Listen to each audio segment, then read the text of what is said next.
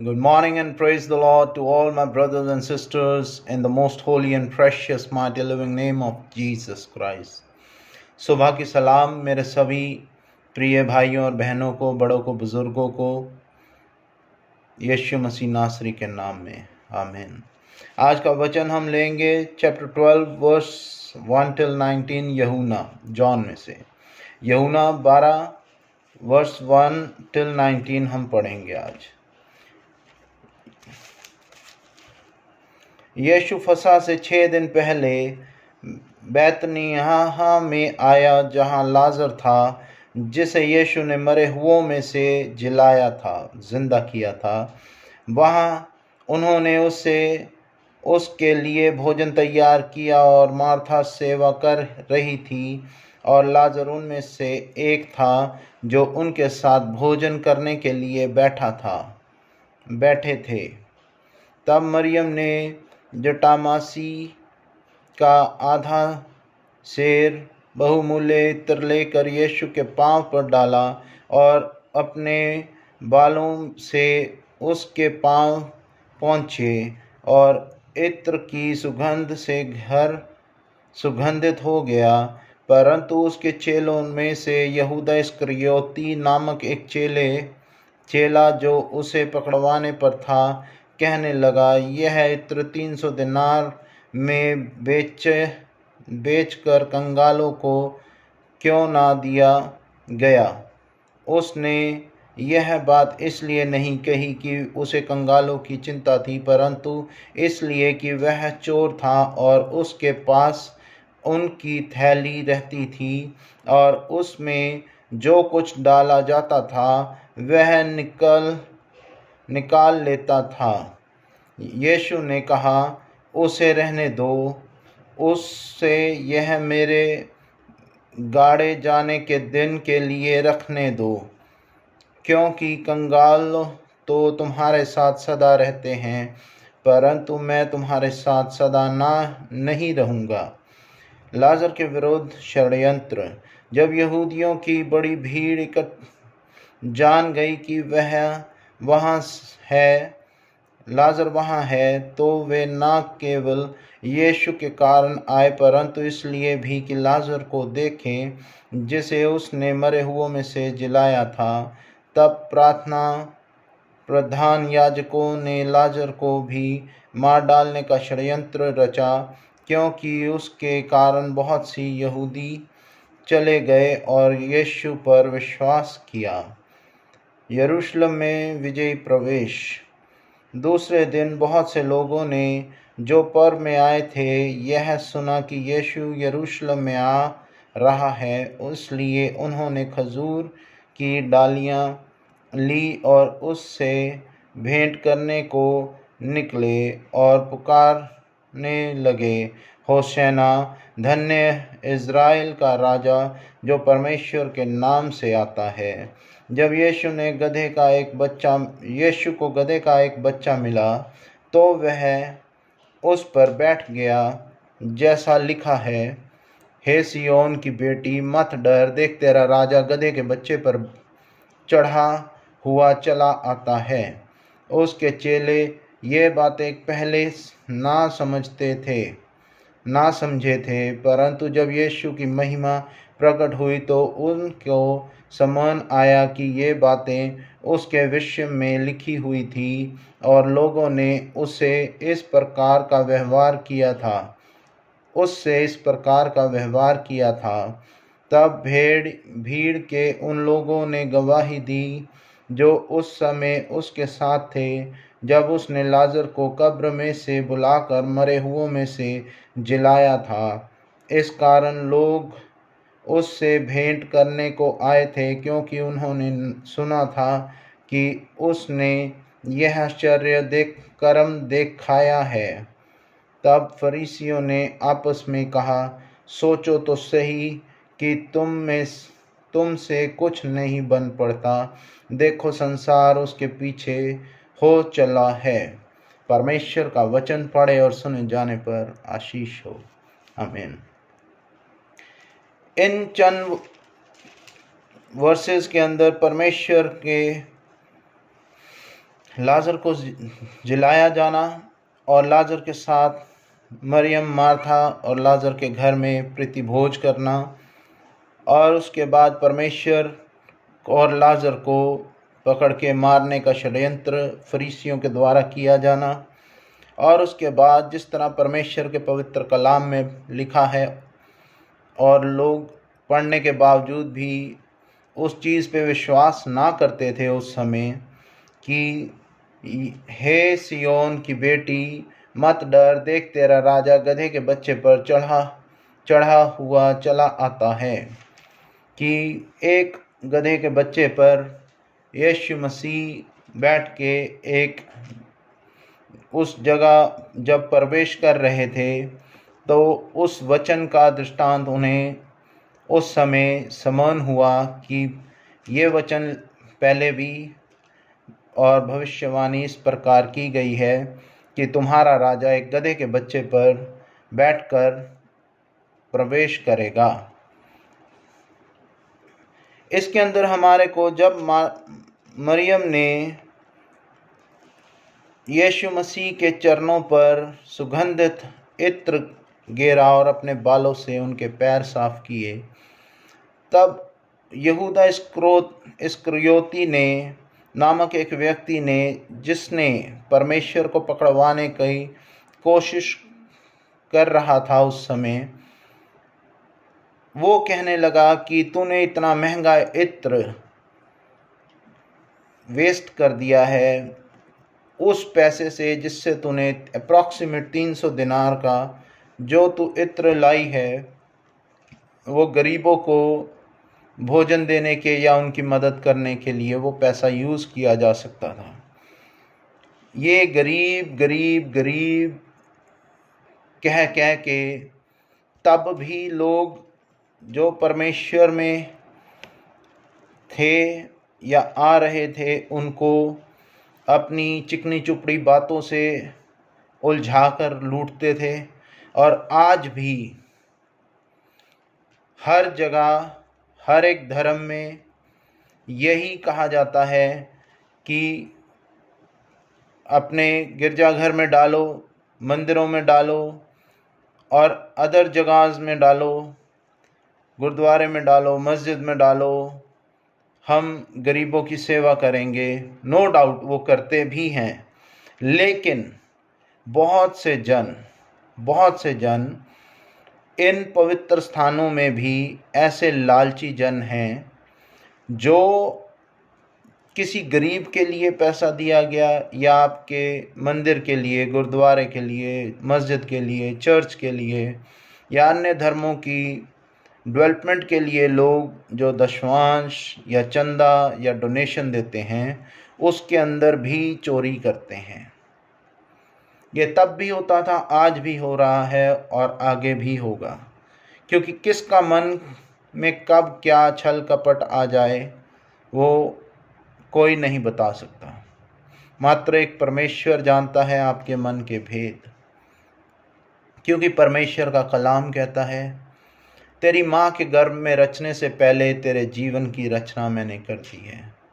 तेरी सोच से परे अद्भुत कार्य तेरे लिए मैं करता हूँ। तेरे सोचने से पहले मुझे पता चलता है कि तू क्या सोच रहा है। तेरे सोचने से पहले मुझे पता है कि तुझे क्या चाहिए। वो एक जिंदा परमेश्वर है और हम परमेश्वर का तहे दिल से शुक्रगुजार करते हैं कि परमेश्वर ने बहुत से पास्टर्स, बिलीवर्स, प्रीचर्स को और मुझे भी परमेश्वर की ओर से हुआ कि मैं परमेश्वर के कलाम को पढूं और परमेश्वर के कलाम के अनुसार, सिर्फ और सिर्फ परमेश्वर के कलाम के अनुसार आप तक मैं परमेश्वर के कलाम को पहुंचा सकूं और इस मैसेज को पहुंचा सकूं। तो आगे जब लाजर और परमेश्वर इकट्ठे थे तो जिन जिन लोगों ने देखा, जिन्हें पता था कि लाजर मर चुका है और उस समय में भी वो मौजूद नहीं थे जब परमेश्वर ने हुक्म दिया कि लाजर बाहर आ, और कब्र का पत्थर वहाँ के लोगों ने हटाया और लाजर पट्टियों में लिपटा हुआ बाहर आया। और बहुत से लोगों ने परमेश्वर में विश्वास किया, क्योंकि एकमात्र जिंदा परमेश्वर के पास ही अधिकार है हमें जीवन देने का और मुर्दों में से किसी को भी जिंदा करने का। जब क़यामत का दिन आएगा उस समय भी मात्र यहोवा परमेश्वर यीशु मसीह नासरी जी पवित्र आत्मा जी की मौजूदगी के द्वारा हर एक को जिंदा करेंगे और हर एक का न्याय होगा। ये एक सत्य है और इसे कोई बदल नहीं सकता, चाहे आप इसे माने या ना माने। ना चाह के भी उस समय जब आप देखेंगे उस क़यामत के दिन को, और जो आज के समय में परमेश्वर के कलाम को इग्नोर कर रहे हैं, दो तरह के लोग हैं। एक जिन तक परमेश्वर का कलाम पहुंचा है और वो परमेश्वर के कलाम को इग्नोर करते हैं। एक जिन तक परमेश्वर का कलाम पहुंचा ही नहीं अभी तक।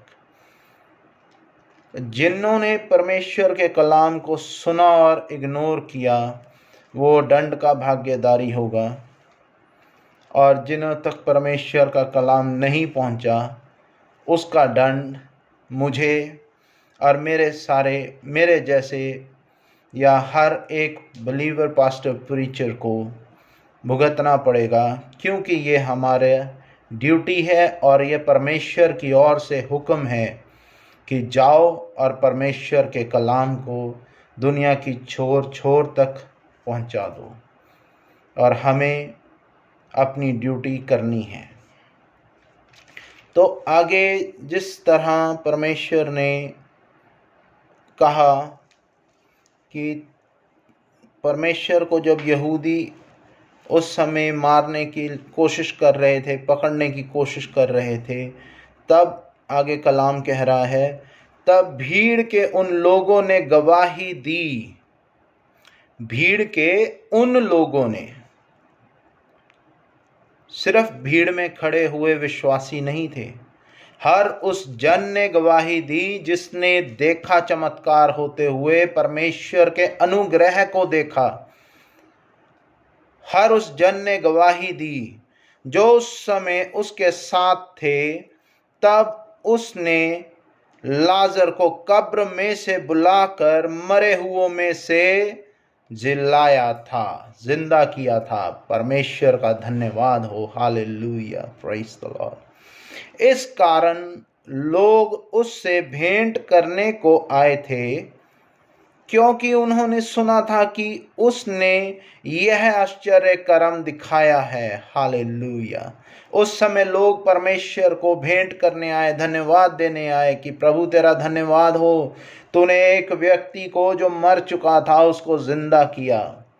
वो एक दृष्टांत दिखाया, परमेश्वर ने कार्य करके दिखाया कि इसी तरह मैं भी जब तुम्हारे लिए, तुम्हारे पापों के लिए क्रूसीफाई होऊंगा, मैं भी तीसरे दिन मुर्दों में से जिंदा होकर अपने बाप के दाहिने स्वर्ग में बैठूंगा, और कयामत के दिन जब मैं तुम्हारा न्याय करूंगा, हर एक कब्र खोल दी जाएगी और मुर्दे उसमें से जिंदा किए जाएंगे।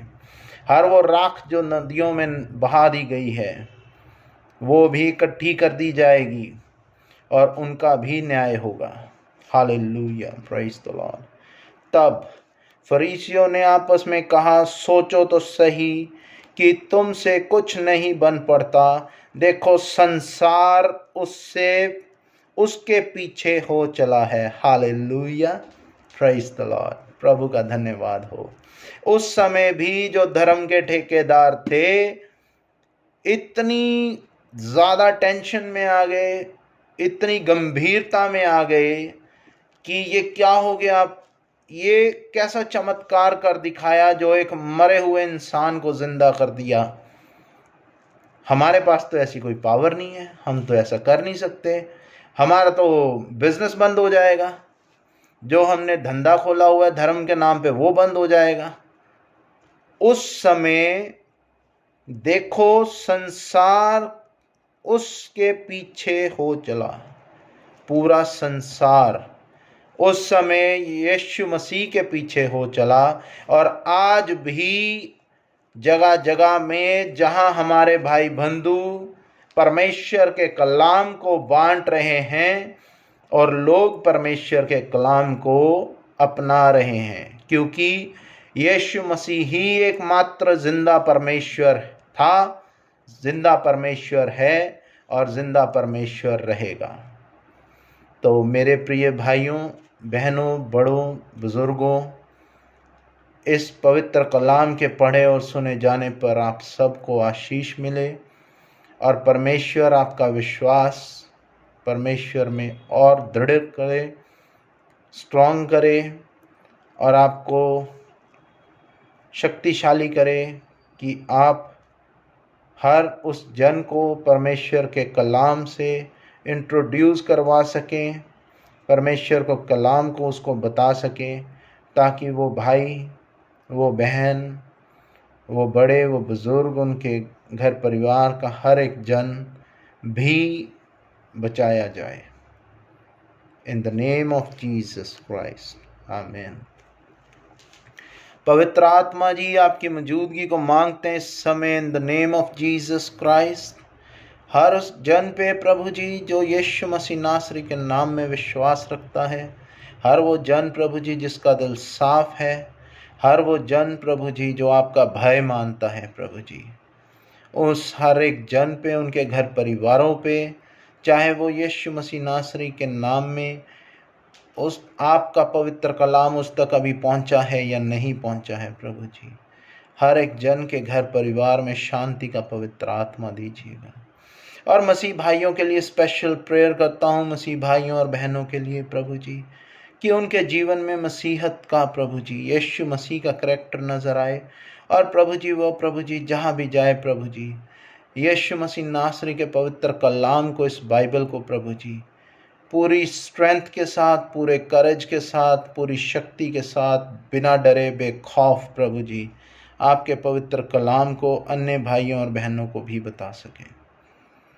धन्यवाद करते हैं प्रभु जी, एक बार फिर हमारे देश की सलामती मांगते हैं प्रभु जी, शांति का पवित्र आत्मा मांगते हैं हमारे देश में, हमारे देश के प्राइम मिनिस्टर पे, हर एक स्टेट के सीएम पे, टीचर्स पे और बड़ों पे, बुज़ुर्गों पे, बच्चों पे, भाइयों पे, बहनों पे शांति का पवित्र आत्मा मांगते हैं।